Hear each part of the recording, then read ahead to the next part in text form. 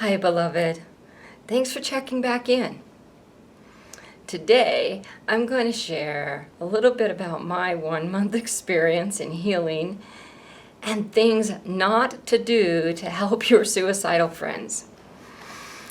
I'm CeeJay Adams, Dr. Goddess on Love and Life, and you may be aware that I recently released a series of videos journaling my personal experience with suicide, ideation, and temptation. This has been a tumultuous month of healing, going deep into my own personal realizations, as well as really paying attention to what's going on around me and within me to bring me to a place of deep, dark hopelessness for a moment in time. As I said back when I posted the original videos, I'm here and I choose to stay. But let me use my journey to maybe make someone else's journey a little easier. I've had the most amazing time capturing the different ways that we try to help people. Know that as we go through this video, I am positive that every attempt to help me was sincere. People love me. I am so blessed, so incredibly blessed, and I am so thankful and so grateful for that. Today is the 1-year anniversary of Robin Williams' suicide. 1 year since the day that the funniest man on the planet, at least in my opinion, chose to leave the planet. In my previous videos, I spoke about his death and that around this time, others may be thinking about suicide because it's an anniversary of a death. I did not realize that today was the 1-year anniversary until I got all dolled up, all ready to come do this video, and I looked at my newsfeed on my phone, and there's the headline, 1-year anniversary of Robin Williams' death. So this I dedicate in honor to a very amazing man. Hoping that maybe a little humor will be channeled through me while we go through this conversation. And knowing that there are many who may be dealing with suicidal friends and loved ones at this time. So let's go. Let's talk about some of those things that you should not do in dealing with your suicidal friends. Oh, and along the way, hopefully I'll give you some things you could do as well that would be beneficial instead. The first one, do not sell snake oil. Do you remember what snake oil is? Back in the day, before medical science was formulated in the ways that it is now and tested by the FDA, there were people who would carry their carts around to find people who were ailing from any kind of illness, and they would sell these oils saying, this is going to fix you. This is the magic pill. And people in their desperation would pay everything that they had just to be healed from whatever this illness or this ailment was. There isn't a magic pill for someone who's feeling suicidal. Interesting, after I posted my video, and in my video I said that I was $320 away from homelessness. Expressed several of my financial challenges. It was not even an hour later in my Facebook instant messages that I received a post from someone who doesn't know me personally and obviously had not truly listened to the videos. Because what was offered was that I would truly benefit from this 3-day positive development event that was happening about 2 months from the time it was posted for me. And it was discounted at $750. What a deal for a woman who has $320 away from homelessness. Sometimes we do that. Sometimes we try to provide the magic pill. Other magic pills that were offered to me included, oh, you need to take a vacation. You'll feel better after vacation. In my exhausted state of mind, the thought of a vacation, of having to plan to go somewhere, figuring out the finances. Again, remember, I was $320 away from homelessness. That was like giving me a task more monumental than I could even comprehend. Another magic pill, snake oil opportunity that was given me was that I could carry around all these different products with me and smell this oil, and it would lift my mood. Now, listen to me. I am all into aromatherapy. I believe in crystal work. I do believe all these things help to enhance our environment. But there isn't a magic pill. There isn't a one-time, one-moment fix for someone who's feeling suicidal. There isn't an inoculation that you can give me. There's no vaccine out there. What can you give me instead of snake oil? Time. Time and attention. Sometimes the pains in our being, in our body, need time to heal. But they also need to be administered to on a regular basis. One of the things that I've been so thankful for during this time have been the friends who have just checked in, sent me a little text here and there to say, hey, I'm thinking of you. How are you doing? You're in my prayers. If you need to talk, reach out. And they didn't just do it once, not even twice. I have friends that have sent me reminders of the truth of who I am, of my magnificence, of my beautiful soul, of my beautiful being, and of all my reasons for living on a daily basis. I have one beautiful friend who, he has just sent me some of the most insane compliments, and that's been so helpful. Probably took him less than 5 minutes. And yet they made me laugh and giggle, and he'll watch this and he'll know who he is. But it was so helpful. So no snake oil. There isn't a one-time quick fix. And remember that people who are suicidal are really susceptible.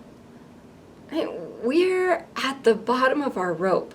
We are hanging on with just that edge, barely there. And we are praying that there is some hope. So when you give us snake oil, when you are asking us to believe in a one-time quick fix, some of us are going to believe it, and we're going to take that instant solution. And then that's not going to work. And that'll actually plummet us deeper into depression, deeper toward our suicidal ideations, and increase the risk for our chance of suicide. So when you're looking to talk to your friends, recognize there isn't a one-time fix. There is a fix. It's love applied over time until trust is rebuilt and hope has been rekindled. It takes time. Allow the healing to take the time. Don't sell snake oil. Recognize that there isn't a miracle pill to solve the problem of suicide. Do donate time and attention. Suicidal friends need to be supported over time through their healing process without worrying about what the other is trying to get out of the situation. The other one was war stories. Don't share war stories. Have you ever sat with veterans of foreign wars for any extended period of time? I've had so many in my life. And what is hilarious is to watch them sit and say, well, I was in this war, and we used this tank and this plane, and then all of a sudden you'll hear another, usually man, pipe in and say, oh yeah, and we used this and we used that, and all of a sudden they're comparing their war stories, and they get so excited because they have something in common. Well, these are survivors of war. They're not in the middle of war. Right? If those veterans were in the middle of war and someone was trying to tell them about a war in another country, that wouldn't help them so much. When we're talking to someone who is in the present moment, feeling suicidal, that is not the time to bring forward all our stories about when we felt suicidal, and to compare symptoms, and to dive into the ways we thought about killing ourselves. It was interesting to me how many people had actually formulated plans for suicide and shared them with me in detail. Okay, here I am. I am already admitting that I am suicidal, that I've had ideations, that I actually had a formulated plan.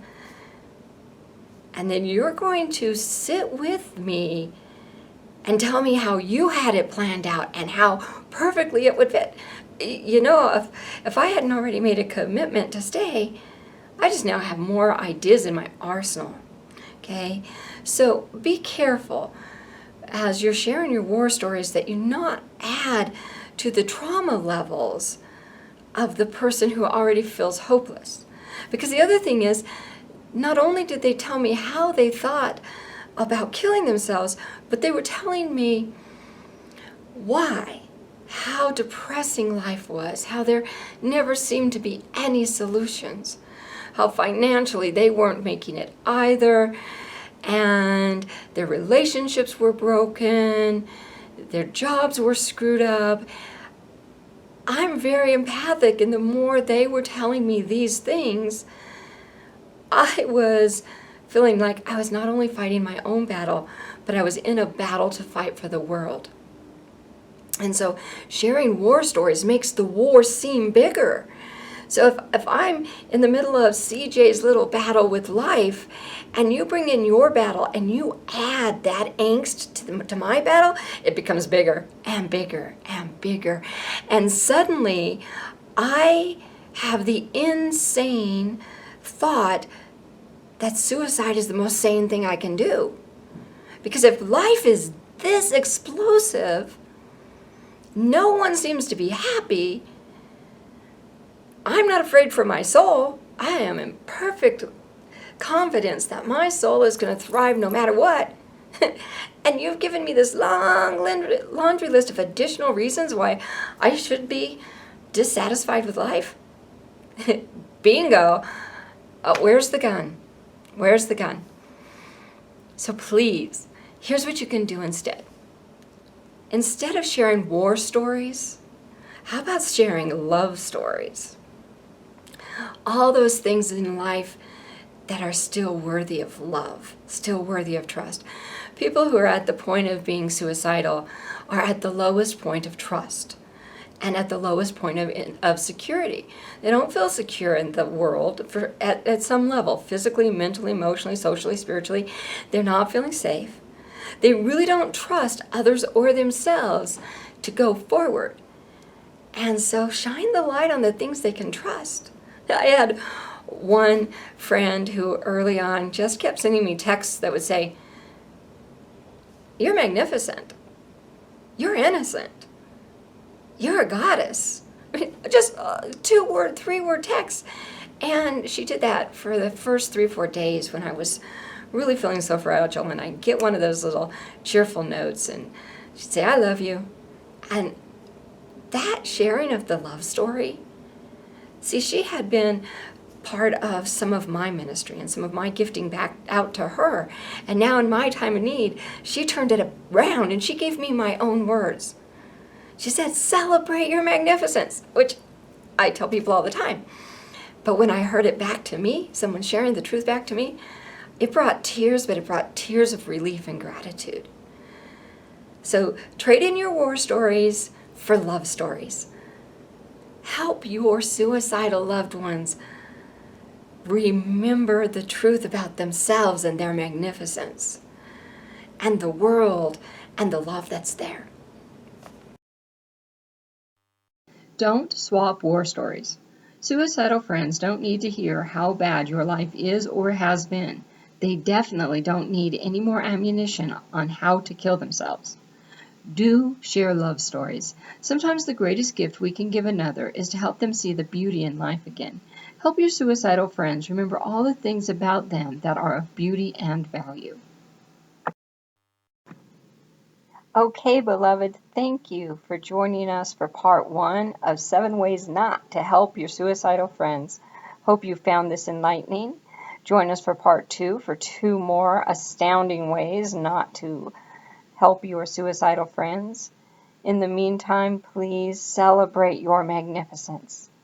And remember, there is always help.